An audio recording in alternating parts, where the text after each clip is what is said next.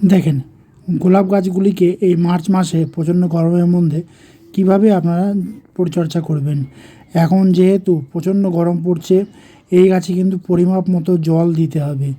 আপনারা করবেন কি, সকালে একদম 6টা থেকে 8টা বা 8:30টার মধ্যে এই গাছের টব ভর্তি করে কিন্তু জল দেবেন। দেখেন, মাটি যেহেতু এরকম ভিজে থাকে, মাটি কিন্তু কখনো ড্রাই না হয়ে যায় সেদিকে কিন্তু খেয়াল রাখবেন।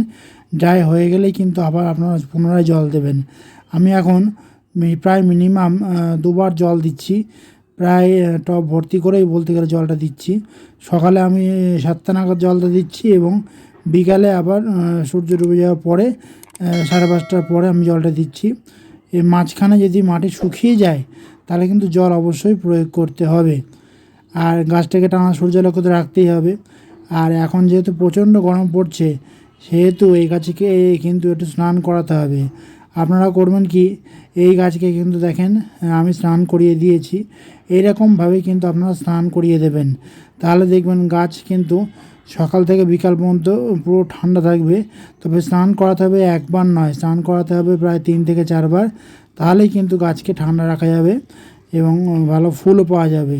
তাই দেখেন, আমি স্নান করিয়ে দিচ্ছি এরকম মাঝে মধ্যেই। আমি প্রায় 3বার মতো স্নান করিয়ে দিচ্ছি, যার ফলেই কিন্তু গাছগুলি সুস্থ আছে। রোগ পোকামাকড়ের আক্রমণটা একটু কম হচ্ছে। তো দেখেন, আপনারাও কিন্তু আপনাদের বাড়িতে যে সমস্ত গোলাপ গাছ আছে এইভাবে জলসেচ ব্যবস্থাটা করবেন আর এইভাবে কিন্তু স্নান করিয়ে দেবেন, যার জন্য কিন্তু গাছগুলি ভালো থাকবে, সুস্থ থাকবে।